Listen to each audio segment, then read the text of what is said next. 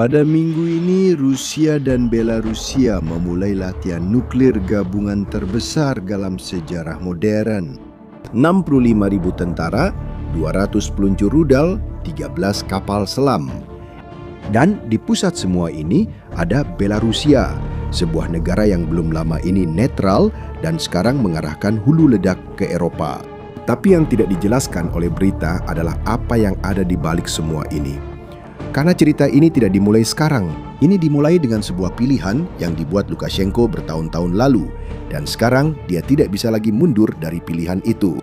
Untuk memahami apa yang terjadi hari ini, kita perlu kembali ke bulan Agustus 2020. Belarus sedang bergolak, tidak secara harfiah, tapi hampir saja. Setelah pemilihan presiden yang dianggap curang oleh seluruh dunia, rakyat turun ke jalan. Ada berminggu-minggu aksi protes. Ratusan ribu orang memenuhi jalanan di seluruh negeri. Itu adalah gerakan rakyat terbesar yang pernah dilihat negara itu dalam beberapa dekade. Para pekerja pabrik mogok, pegawai negeri turun ke jalan, para wanita membentuk rantai manusia di jalan-jalan utama. Lukashenko tampak sudah habis. Dunia menantikan kejatuhannya. Tapi kemudian datanglah sebuah panggilan telepon. Putin menelpon dan memberikan tawaran yang tidak bisa ditolak oleh sang diktator. Dukungan politik, miliaran bantuan keuangan, dan jika diperlukan, dukungan militer. Sebagai gantinya, Belarus akan semakin bergantung pada Rusia. Lukashenko menerima. Protes-protes tersebut ditumpas dengan kekerasan. Ribuan orang ditangkap. Dia selamat.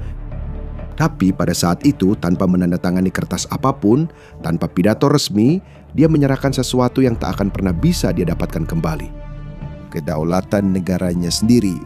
Rakyat yang turun ke jalan untuk menggulingkan Lukashenko tidak tahu bahwa ketika mereka gagal, mereka justru membuka jalan untuk sesuatu yang jauh lebih buruk. Bukan hanya seorang diktator yang berkuasa, tapi seorang diktator yang sekarang berutang segalanya kepada Putin dan akan membayar utang itu dengan seluruh negaranya. Dan tahukah kamu apa yang dilakukan Putin ketika seseorang berutang budi sebesar itu? Dia menagihnya secara perlahan dengan cicilan. Cicilan pertama dibayar pada bulan Februari 2022. Ketika Putin memutuskan untuk menginvasi Ukraina, dia membutuhkan jalur dari utara. Belarus memiliki perbatasan itu. Dan Lukashenko membuka pintu-pintunya. Bukan karena dia mau, tapi karena dia berutang budi. Pasukan Rusia melintasi wilayah Belarus dan mencoba merebut kota Kiev dalam hitungan hari. Upaya itu gagal. Tentara Ukraina mendorong mereka kembali. Namun pesannya sudah tercatat dalam sejarah. Belarus tidak lagi menjadi negara netral. Itu adalah landasan peluncuran. Tapi utangnya tidak berhenti di situ. Selama tahun-tahun berikutnya, kehadiran Rusia di negara itu tumbuh secara diam-diam, hampir tak terlihat. Antena dan peralatan Rusia mulai bermunculan di atap gedung-gedung apartemen biasa di kota-kota Belarus. Itu bukan peralatan telepon. Itu adalah sistem yang membantu mengarahkan drone Shahed, senjata Rusia yang digunakan untuk menyerang kota-kota Ukraina ke target mereka di bagian barat negara itu.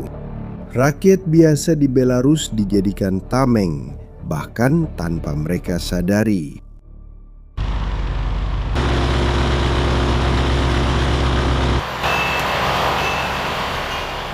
Dan kemudian datang bagian yang paling berat dari semuanya.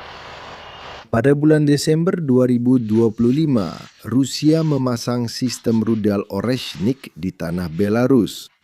Oreshnik adalah rudal hipersonik dengan kemampuan nuklir.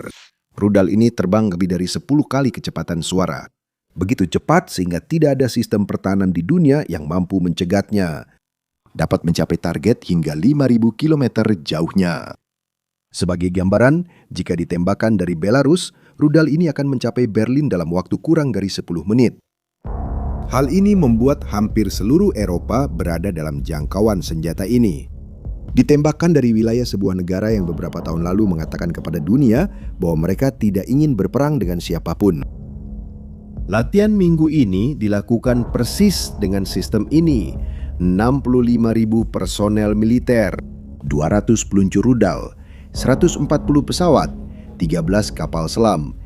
Operasi nuklir gabungan terbesar dalam sejarah antara kedua negara yang diperkenalkan kepada dunia sebagai latihan rutin biasa. Tapi semua ini sama sekali bukan hal rutin. Dan inilah detail yang luput dari perhatian di tengah semua keributan ini. Karena saat dunia memperhatikan latihan nuklir, Lukashenko sedang melakukan langkah terpisah secara paralel yang mungkin bisa lebih mengungkapkan tentang apa yang akan terjadi selanjutnya. Pada 12 Mei, selama pertemuan dengan Menteri Pertahanannya, dia menyatakan bahwa Belarus akan memobilisasi unit-unit militernya untuk mempersiapkan mereka menghadapi operasi tempur. Lebih dari 6.000 personel cadangan sudah diperiksa. Lukashenko memaparkan rencana untuk memodernisasi persenjataannya dalam 5 tahun ke depan.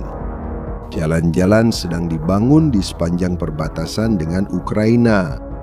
Posisi artileri sedang dipasang di perbatasan yang sama. Dan Lukashenko berkata dengan jelas, kita semua sedang bersiap untuk perang. Jika Tuhan mengizinkan, perang itu bisa dihindari. Ketika seorang diktator mengumumkan bahwa dia sedang bersiap untuk perang, dan dalam kalimat yang sama memohon kepada Tuhan agar perang itu tidak terjadi, Anda sudah bisa memahami seberapa besar masalahnya. Karena ini bukanlah seorang pemimpin yang merencanakan serangan atas kehendaknya sendiri. Ini adalah seorang pria yang merasa tidak punya pilihan. Dan pertanyaan yang muncul adalah, siapa yang ada di sisi lain dari pilihan ini? Ukraina sudah tahu jawabannya. Zelensky secara terbuka memperingatkan bahwa Rusia tampaknya sedang berusaha menyeret Belarus ke dalam perang. Dan ada 3 cara konkret di mana hal itu bisa terjadi, masing-masing dengan konsekuensi yang berbeda bagi konflik tersebut. Skenario pertama adalah yang paling mungkin terjadi dalam jangka pendek. Belarus mengerahkan pasukannya dan menempatkannya di sepanjang perbatasan dengan Ukraina tanpa melintasinya. Bayangkan barisan kendaraan militer, tank, dan kendaraan pengangkut pasukan yang diparkir hanya beberapa kilometer dari wilayah Ukraina hari demi hari. Sekilas, ini tampak kurang serius dibandingkan dengan sebuah invasi. Tapi sebenarnya tidak. Ukraina tidak bisa begitu saja mengabaikan pasukan yang ditempatkan sedekat itu. Mereka akan dipaksa untuk memindahkan tentara dari perbatasan timur ke perbatasan utara. Dan justru di perbatasan timur, di Donetsk, Rusia sedang memberikan tekanan maksimal saat ini. Melemahkan garis itu untuk menjaga titik lain adalah persis seperti yang diinginkan Putin, tanpa perlu melepaskan satu tembakan pun dari Belarusia.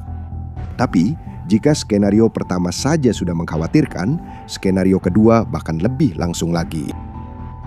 Maju menuju Kiev. Bayangkan sebuah barisan pasukan bergerak dari utara, melalui jalan-jalan terbuka menuju ibu kota Ukraina yang jaraknya kurang dari 170 km dari perbatasan Belarusia. Pada tahun 2022, Rusia mencoba jalur yang sama dan diusir. Tapi situasinya sekarang berbeda. Ukraina telah mengalami lebih dari 4 tahun perang. Sumber dayanya terbatas. Dan sebuah kolom yang datang dari utara akan membuka jalur yang berbeda dari zona pertempuran paling intens di timur. Ukraina sedang bersiap-siap. 14.000 tentara ditempatkan di perbatasan utara dan lebih dari 1.000 km fortifikasi telah dibangun di sepanjang garis itu. Namun demikian, setiap gerak maju ke arah itu akan memaksa Ukraina untuk menarik tentaranya dari titik-titik lain di mana mereka sangat dibutuhkan. Dan ada konsekuensi kedua yang jarang diperhitungkan oleh banyak orang. Jika Belarus melintasi perbatasan, Polandia dan Lituania yang merupakan anggota Organisasi Perjanjian Atlantik Utara akan memiliki tetangga yang sedang berperang secara aktif di perbatasan mereka. Hal itu mengubah perhitungan seluruh aliansi. Dan jika 2 skenario pertama tampak seperti perang konvensional, yang ketiga berbeda. Ini lebih tenang, lebih sabar, dan mungkin yang paling efektif dari semuanya. Alih-alih serangan besar-besaran, unit-unit kecil Belarusia akan dikirim secara diam-diam ke Ukraina Barat. Kelompok-kelompok kecil, tanpa seragam, tanpa formasi tempur. Masing-masing memiliki target tertentu.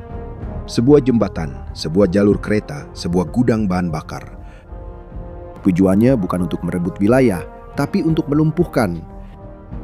Memutus jalur masuknya senjata dan suplai yang datang dari Eropa Barat. Jika koridor-koridor itu dihancurkan, dampaknya akan menyebar ke seluruh garis depan. Tanpa amunisi, tanpa suku cadang, tanpa bahan bakar.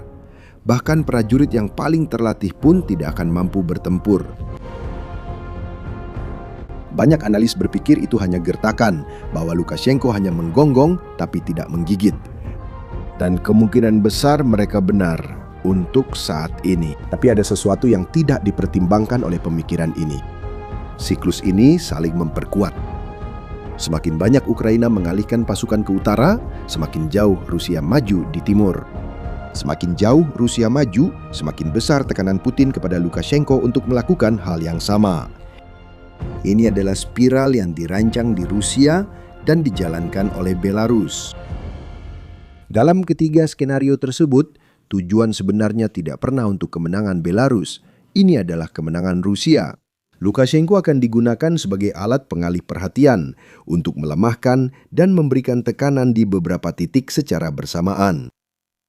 Prajurit-prajuritnya yang sebagian besar tidak memiliki motivasi nyata untuk berperang dalam perang yang tidak pernah diinginkan oleh rakyat Belarus akan mati agar Putin bisa maju di tempat lain. Dan Presiden Belarus tahu akan hal itu. Dia hanya tidak punya kekuatan lagi untuk mengatakan tidak. Namun, ada satu lapisan dalam cerita ini yang melampaui skenario militer apapun. Dan itulah yang jarang tersentuh oleh pemberitaan.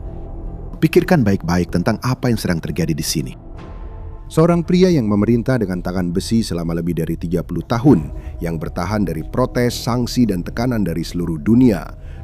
Pria itu sedang memohon kepada Tuhan agar perang tidak terjadi, karena dia tahu bahwa dia sudah tidak mengendalikan apapun lagi. Lukashenko tidak menjadi gila.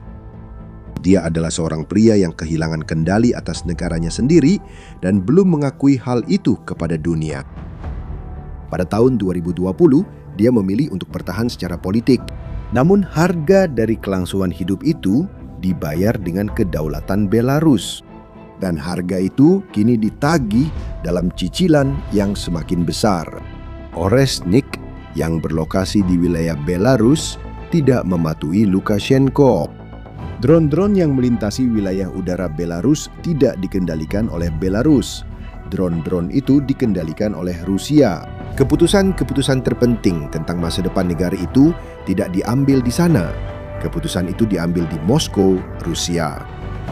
Kenyataannya adalah Belarus telah menjadi pangkalan militer Rusia dengan benderanya sendiri.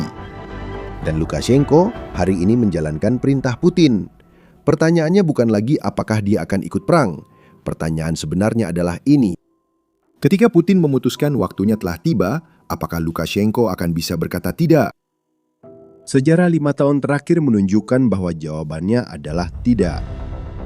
Dan sementara Eropa mengamati latihan nuklir minggu ini dengan kekhawatiran yang semakin besar, ada satu hal yang perlu diingat. Ini bukan awal dari sebuah krisis. Ini adalah hasil dari sebuah pilihan yang dibuat pada tahun 2020 yang kini sedang ditagih secara langsung, cicilan demi cicilan. Cicilan yang sedang dibayar oleh Lukashenko hari ini bernama kedaulatan. Dan itu sudah lama dihabiskan. Dan kamu, bagaimana menurutmu? Apakah kamu percaya bahwa Belarus benar-benar akan ikut serta dalam perang di Ukraina? Atau apakah Lukashenko masih punya ruang untuk melawan tekanan Putin? Tinggalkan pendapatmu di kolom komentar. Jika konten ini membuatmu melihat konflik dari sudut pandang yang berbeda, bagikan kepada seseorang yang perlu memahami permainan ini. Dan jika kamu belum berlangganan kanal ini, segera berlangganan sekarang. Kami akan kembali setiap minggu dengan analisis yang lebih dari sekadar berita. Sampai jumpa di video berikutnya.